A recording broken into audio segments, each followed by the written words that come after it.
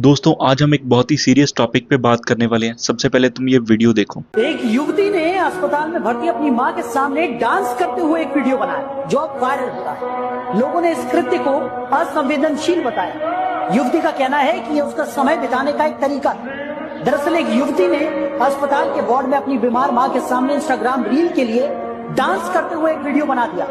लड़की का कहना था कि मेरे लिए उस समय रील बनाना समय बिताने का एकमात्र स्रोत था। यही नहीं, 2 वीडियोस और हैं, वो देखो फिर अपनी वीडियो को स्टार्ट करते हैं। डैड के ना एक फ्रेंड है, उन्होंने ना मेरी रील देख ली विद अ गाय एंड उन्होंने ना पापा को जाके बोल दिया और तो पापा को बुरा लग गया। वो घर आए, उन्होंने बोला बुढ़िया बेटा तू मत करिएगा ये। मम्मी कह रही पापा तेरे ने कल रात बड़े उदास थे, तू एक काम कर तू पापा को ब्लॉक कर दे। मैंने कहा ठीक है। तो मैंने तो कोई वीडियो भेजी है इंस्टाग्राम पे। मैंने बोला अरे पापा आप मुझे कुछ नहीं भेज सकते हो। कह रहे क्यों? मैंने कहा आप तो ब्लॉक दो। मैं उनके मुंह पे कह देती हूँ अपनी मम्मी की मर्जी से कभी शादी नहीं करूंगी क्योंकि मैं अपने पापा को रोज देखती हूँ यार।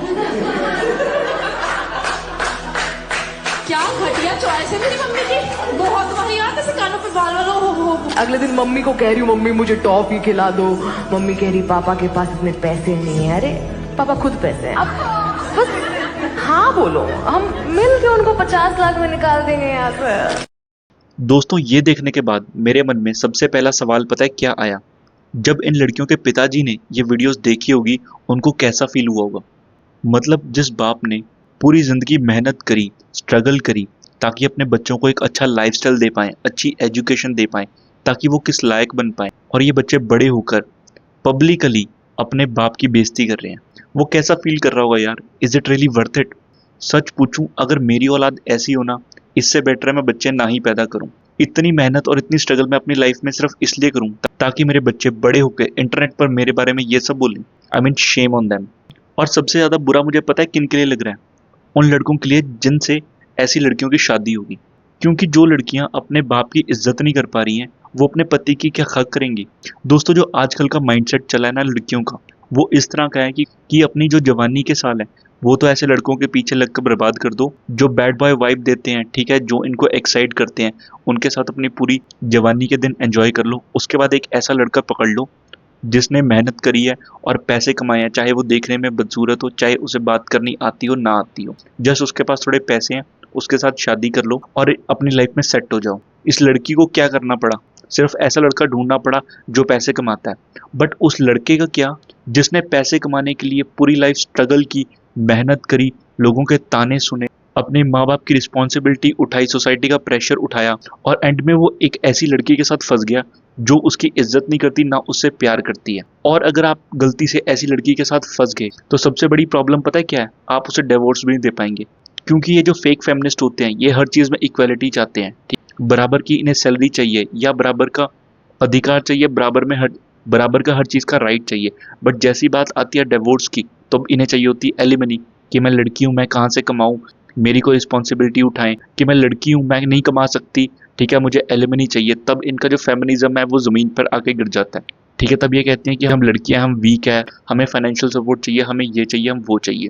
अब ये सब दिक्कतें हैं क्यों? क्योंकि जब बात आती है पार्टनर सिलेक्शन की, अगर आप किसी लड़की से पूछो कि भाई तुम्हें कैसा लड़का चाहिए, लड़की की इतनी लंबी लिस्ट तैयार है कि ठीक है वो गुड लुकिंग होना चाहिए, वो फाइनेंशियल स्टेबल होना चाहिए, उसमें लीडरशिप क्वालिटी हो, वो स्ट्रांग हो, मैस्कुलिन हो। अगर आप किसी लड़के से पूछो कि उसे कैसी लड़की चाहिए, उसे पता ही नहीं है भाई कि लड़कियों में क्या क्वालिटीज़ देखनी है, क्या नहीं देखनी है।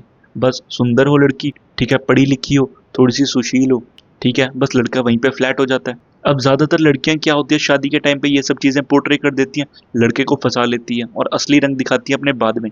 फिर लड़के रोते रहते हैं कि मैं गलत लड़की के साथ फंस गया। इसका क्या सोल्यूशन? इसका सोल्यूशन ये है कि तुम्हें अपने स्टैंडर्ड मेंटेन करने पड़ेंगे। तुम्हें पता होना चाहिए तुम्हें एक लड़की में क्या चाहिए, तुम्हें लड़की जज करनी आनी चाहिए। अब मैं ये नहीं कह रहा हूँ कि अगर लड़की छोटे कपड़े पहनती है या थोड़ा सा बोल्ड उसका बात करने का तरीका है तो वो बुरी लड़की है। मैं कपड़ों से किसी को जज नहीं कर रहा हूँ, बट आज की जनरेशन में ये सब चीज़ें बहुत एविडेंट है यार। आप किसी लड़की को देख के, उसके अटायर को देख के अब समझ जाते हो वो किस तरह की होगी। क्योंकि मैंने मोस्ट ऑफ द केसेस में ऑब्जर्व करा है, अगर किसी लड़की ने अपने बालों को बहुत अजीब तरीके से रंगा हुआ है या टैटू वगैरह बनाए हुए हैं तो उसका बात करने का वे टोनैलिटी वैसी ही होती है। और हम लड़के पता है क्या करते हैं, कोई लड़की देखी थोड़ी सी सुंदर है, उसने थोड़े रिवीलिंग क्लोथ पहने हैं, अट्रैक्ट हो जाएंगे। मुझे ये बताओ इस चीज़ में नया क्या है? हर दूसरी लड़की के पास वही चीज़ें हैं। इस चीज़ को हम बढ़ावा देते हैं, क्योंकि कोई लड़की तुमसे हंस के बात कर लेगी, लार टपका के कुत्तों की तरह घूमते रहोगे उसके पीछे। उसे पता है हल्की सी अपनी बॉडी पार्ट रिवील करना है और 100 लड़के उसके कुत्तों की तरह उसके पीछे घूमने लग जाएंगे। तो इस चीज को बढ़ावा तुम लोग ही देते हो। अगर तुम खुद को कंट्रोल करना सीखो, ठीक है, इस चीज पे भाव ही ना दो।